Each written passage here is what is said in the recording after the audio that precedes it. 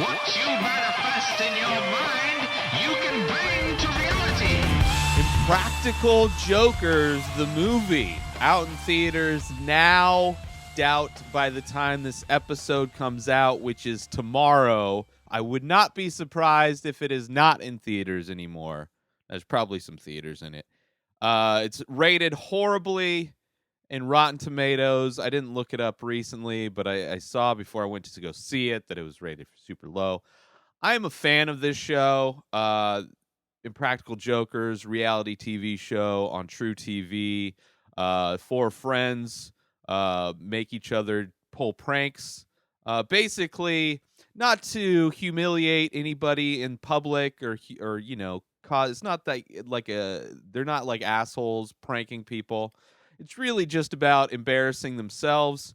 Funny show. I enjoy it. It's one of those shows where you can throw it on and binge it. It's like a family-friendly Jackass in a lot of ways. So hearing the movie is out, I was excited to go see it. I thought it was going to be like a Jackass type of a deal where it's just, watching them do pranks, and maybe they take the pranks to another level. They do like really big pranks. But that's not what this movie is. This movie is very unlike the TV show, where I think the TV show is fun. I think the TV show is funny. This is very sparsely entertaining at all. This was one of the worst times I had at a movie theater in recent memory. So what they did was they tried to wrap the premise of the show into this ridiculous backstory of how they were when they were kids in high school, and they're all playing themselves as kids, which is kind of funny. I mean, the idea of it is funny anyway, but it's like, it is what it is. So it's movie starts with them as quote unquote kids, which is fine. Whatever. They're going to a Paula Abdul concert. Well, they're sneaking into a Paula Abdul concert. And then shit goes bad. Paula Abdul fights them, and now they have this big rivalry with Paula Abdul. Cut to them in the future doing their show. They're at a restaurant. Paula Abdul comes up and is just a fan of theirs and their show Impractical Jokers, and she invites them to go to her show in Miami. She gives them VIP passes, the whole thing. They're all like freaked out because they think that she's going to beat them up, but she's super nice. But she only gives them 3 passes, and there's 4 of them. So on their road trip, they have to compete to see which of the 3 are going to go to this concert. Now, all of that, and that whole process takes forever for them to kind of set up. Like the first big chunk of this movie is them sneaking into the Paula Abdul concert, which isn't that funny. Some of the guys in Practical Jokers are funnier than others as far as acting is concerned or whatever. Just the writing overall is just horrible. But it takes forever to get to the point where they're starting to do their pranks. The first prank they open up with, which happens just before, it's like right when they cut to them, is they're doing like some Santa prank where it's like Santa during summertime or whatever. It's just like it could have been any prank they've ever done ever in the history of the show. It could literally be a clip from the show, but it was like very unfunny. Like just like it was contextually didn't make any sense.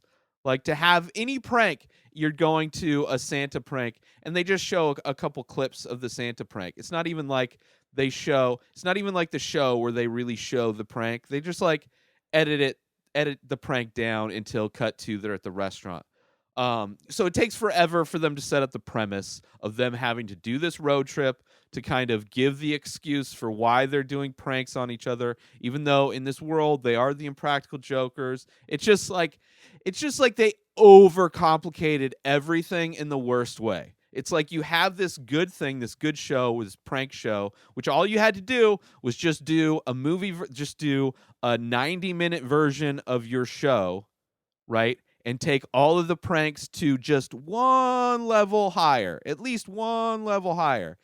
Instead, what they did was that they took the idea of the show, they completely covered it in shit, and then once you dig through the shit to the actual show where they're actually doing the pranks, it is some of the most B-roll, unfunny pranks that they've ever done. And there's like this running gag where I guess season 5 of the Impractical Jokers was horrible. Like, I would not be surprised if this movie is more unfunny than season 5 of the Impractical Jokers, which I don't know if I've ever seen season 5 of the Impractical Jokers. I've binged, it's one of those shows where you can just throw it on and watch a bunch of them. And I don't know if I saw season 5 or not. So I don't know. Like, I don't even get the reference. Like, if maybe this movie would be better if I was a gigantic fan of the show, like obsessed with the show, and would like go on the Impractical Jokers cruises. They do like live shows, which I can't imagine what the live shows are. Like, where they just like all walk on stage, kind of joke around with each other, and then play clips.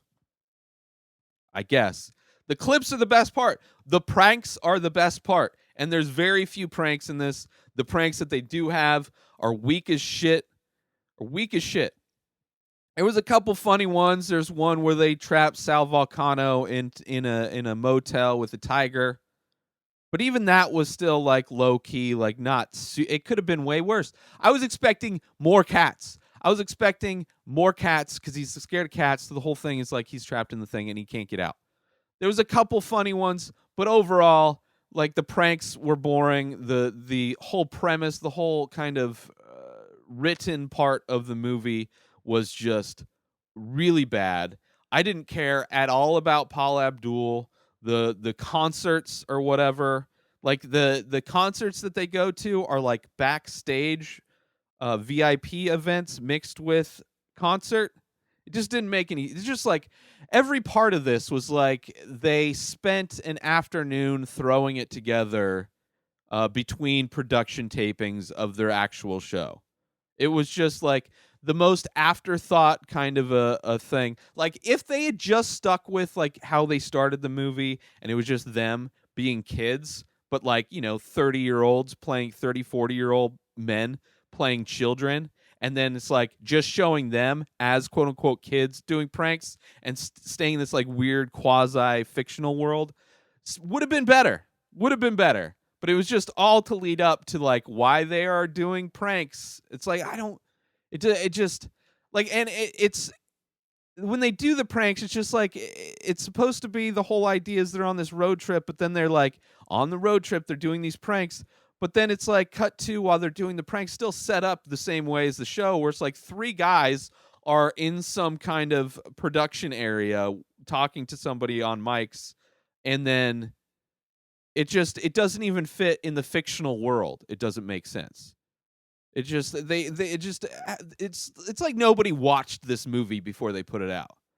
It's just like they put everything, they like inputted their ideas into a computer and computer software, or they hired somebody and they just told them on paper, it's like, this is the premise. We filmed the kind of the rapping, the shit rapping. And then here's a couple episodes that we never aired because they were never really that funny. Just put this all together in a movie and then put it out. Like, we don't want to see it. We don't want to watch it. We don't want to actually see if it's funny at all. We're just going to put it out. So I was highly disappointed in this movie. The show, again, I love the show. I think the show is funny, and I think if they just did less, this movie would have been better. If they just tried to not fictionalize everything, like whoever writes for their show on the reality show, if that's who they brought over to, like, they're clearly not fictional writers. They're not writing stories, and then you have guys that aren't really actors. So, anyway, Impractical Jokers movie, highly disappointed. Do not go and see it. Instead, tune in to True TV and just watch the Impractical Jokers TV show. And the movie just I'm embarrassed for liking the show and then wasting my time going to see this movie in theaters. But that's it for this episode. New episodes of The Ray Taylor Show come out every single day. Subscribe on IGTV, YouTube, and everywhere else podcasts are found. Go buy my artwork over at inspireddisorder.com and save 25% when you use coupon code RTS. Follow me on social media at Ray Taylor. Have a wonderful day, everybody. Peace out!